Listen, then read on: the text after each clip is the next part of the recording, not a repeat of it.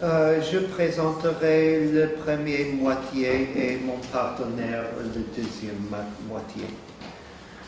Dans un tel colloque sur la question des migrations comme une expérience particulièrement significative dans l'histoire des Juifs contemporains, on devrait inclure l'histoire des Chassidim et leur migration de leur pays d'origine dans l'Europe de l'Est après la Deuxième Guerre mondiale et la Shoah. Dans notre présentation, nous discuterons l'histoire des migrations chassidiques à Montréal depuis 1941. Cependant, nous devrions commencer avec une petite analyse préliminaire de l'idée qui était sérieusement conçue après la guerre qu'il serait impossible pour les chassidim d'émigrer de leur pays d'origine et maintenir leur vie religieuse et communautaire. L'idée de la décadence de le chassidisme était presque universelle pour les observateurs non chassidiques dans le XIXe siècle.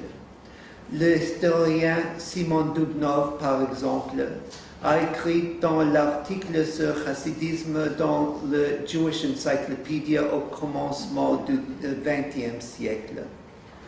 Hasidism nourishes itself by its stored up reserves of spiritual power. The period of stagnation which it has lately passed through must, however, result in its gradual decay. Pour les Juifs chassidiques même, et aussi pour les Juifs orthodoxes est-européens non chassidiques, la migration à l'Amérique était presque interdite pour eux et surtout pour une grande partie du rabbinat orthodoxe de l'Europe de l'Est. L'Amérique était un pays non caché, très Medina. Même après la guerre, quand les rescapés de Shoah étaient forcés d'émigrer de leur pays, il y avait beaucoup d'observateurs qui faisaient prédiction de la fin de la vie chassidique. Par exemple, en 1960, František Langer, dans l'introduction du livre de son frère Yiri Langer sur le chassidisme de Belz, a écrit: It may be among the Jews in Israel and New York there are a few handfuls of the old Hasidic believers still adhering to the customs which they have brought from their old homes. But these are so many reminiscences of the past. The mystical reality of the Hasidim cannot last under the blue sky of Israel or amidst the bustle of the streets of Brooklyn. Cependant, la réalité était fort différente. Presque 70 années après la fin de la Deuxième Guerre mondiale, on constate une vie communautaire chassidique forte et vibrante en Israël, surtout Jérusalem et Bnei Brak, en Europe, Londres et Antwerpen, et dans l'Amérique du Nord, surtout New York et Montréal. Certes, les chassidim ont adapté leur vie avec succès dans les environnements urbains contemporains, comme le chercheur Mordechai Friedman constata dans son article Haredim Confront the Modern City. Les sociologues et anthropologues ont commencé d'analyser ce succès chassidique et on trouve une assez grande littérature de recherche sur la vie chassidique contemporaine. Néanmoins, malgré cette littérature de recherche sur le chassidisme contemporain, la question de la migration chassidique n'est pas adressée comme ça dans ces volumes. Gutwerth, par exemple, traite ce sujet important en 2 livres dans son livre, et Paul le traite en 1 page seulement.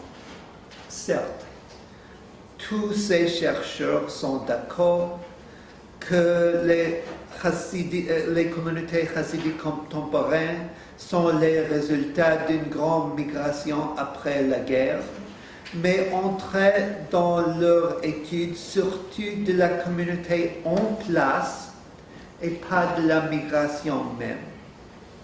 Nous deux voulons contribuer dans notre recherche par adresser directement la question de la migration chassidique et le développement de la communauté chassidique de Montréal. Nous avons choisi notre sujet pour quelques raisons. Premièrement, la plupart des recherches scientifiques des communautés chassidiques contemporaines traitent les plus grandes communautés chassidiques, Israël et New York. Gutwerth, par exemple, dans son livre, ne traite pas des communautés secondaires, avec l'exception d'Antwerpen. Il n'écrit pas sur Londres ou sur Montréal, même qu'il a fait des recherches importantes sur les chassidim de Montréal. Pourquoi nous faisons notre recherche sur les origines migratoires de la communauté chassidique de Montréal? Premièrement, parce que Montréal est un des grands centres mondiaux des chassidim, en même temps qu'il n'est pas gigantesque comme les communautés chassidiques de Brooklyn ou Bnei Brak, et alors on peut faire une étude globale de cette communauté avec plus de facilité. Aussi, on pourrait faire référence d'une quantité importante de recherches scientifiques comme les livres et articles de Gutwerth, Shafir et Lapidus.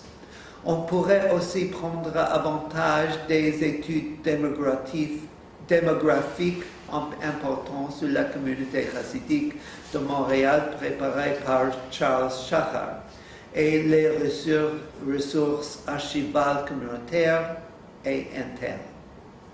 Nous commençons notre recherche avec des questions importantes et des directions tentatives vers une réponse. Pourquoi une migration chassidique importante à Montréal? Les chassidim n'ont pas choisi toutes les grandes villes de l'Amérique du Nord.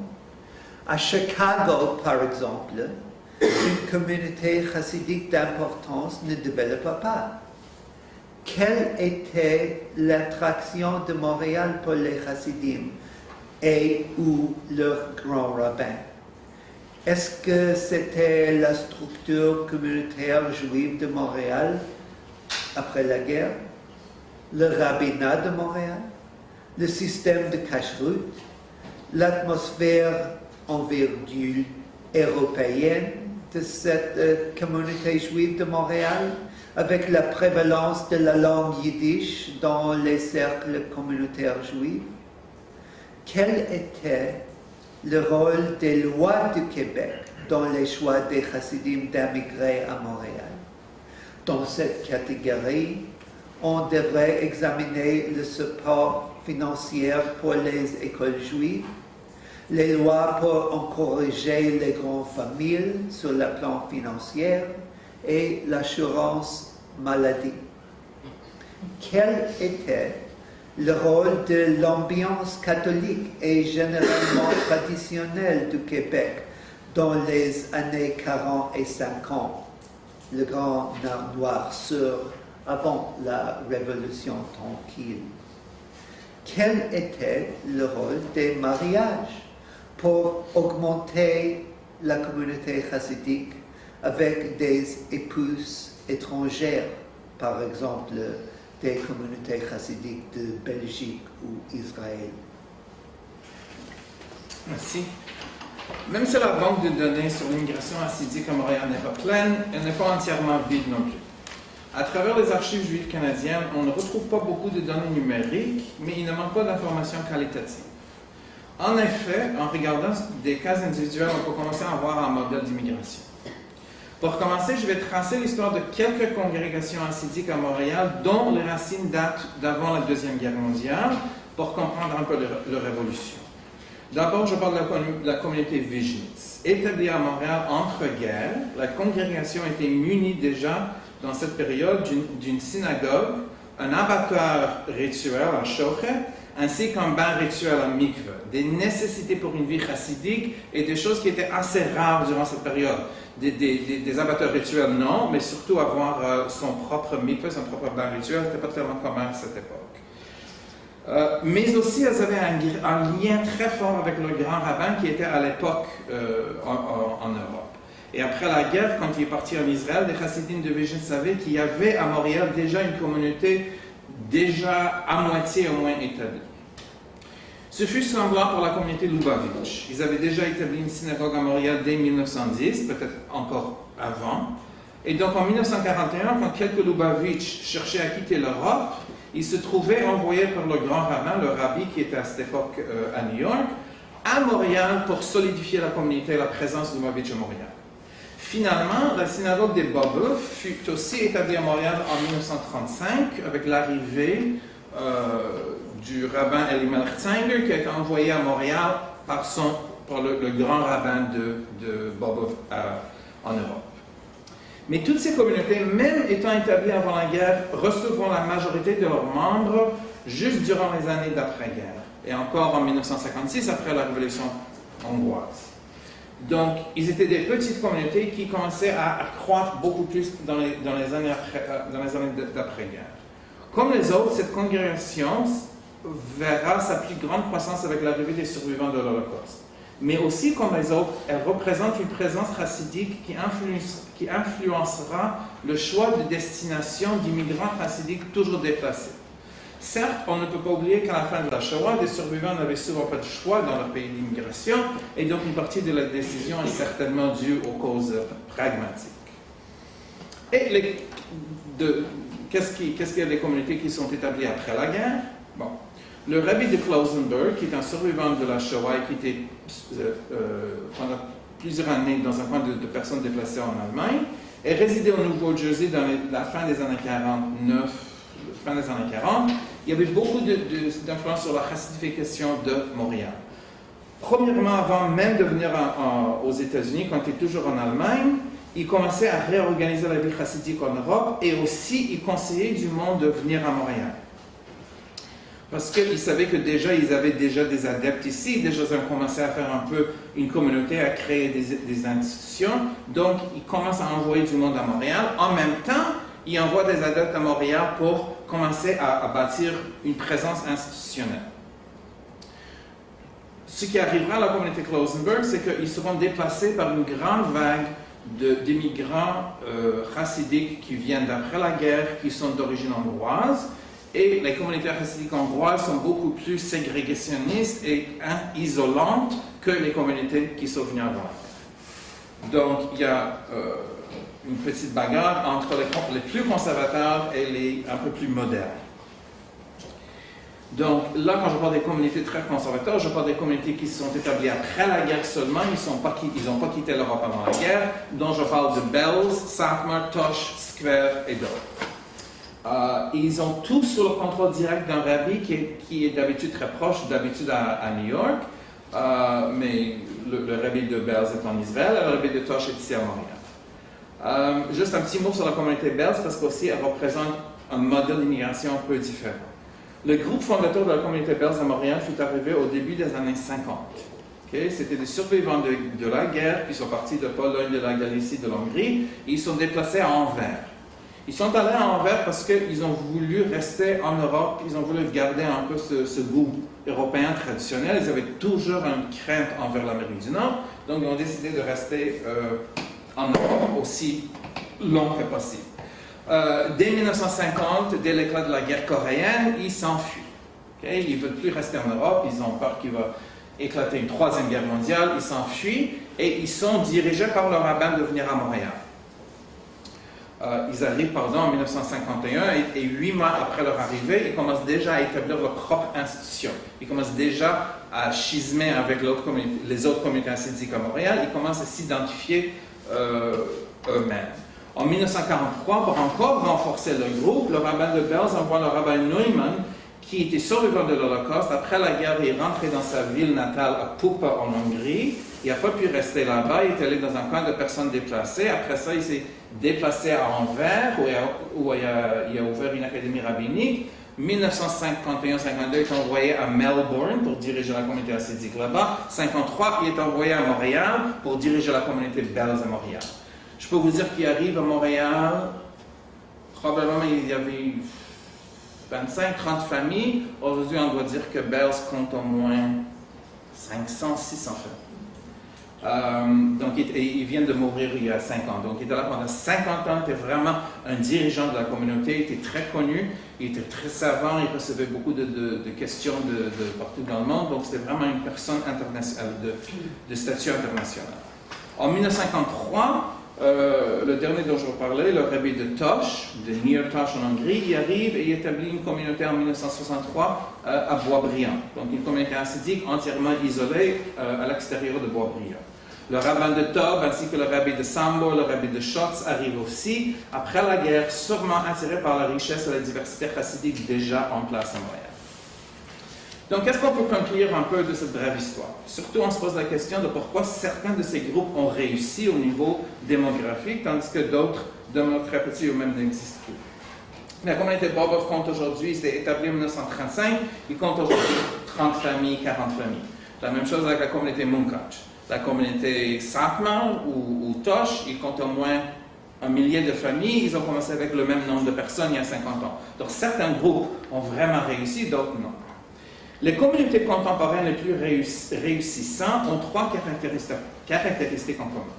Premièrement, plusieurs de ces groupes peuvent se baser sur les efforts intérieurs des gens en place. Ça veut dire les Vizhnitz, les Lubavitch qui venaient, ils avaient déjà une infrastructure, qu'elle soit grande ou petite, et il y avait au moins quelque chose. Ayant une place, une synagogue où les nouveaux arrivants pourront s'assimiler plus facilement et d'encourager l'immigration. Deuxièmement, ces groupes ont créé une présence institutionnelle très, très importante. Il faut se souvenir en Europe que plusieurs groupes hassidiques avaient des gros domaines. Au moins, les distances entre les groupes hassidiques étaient énormes. On parle de l'Europe de l'Est, du nord, de la Lituanie jusqu'en bas en Hongrie. Mais là, on fait rentrer tout ce monde-là dans un petit quartier à Outremont.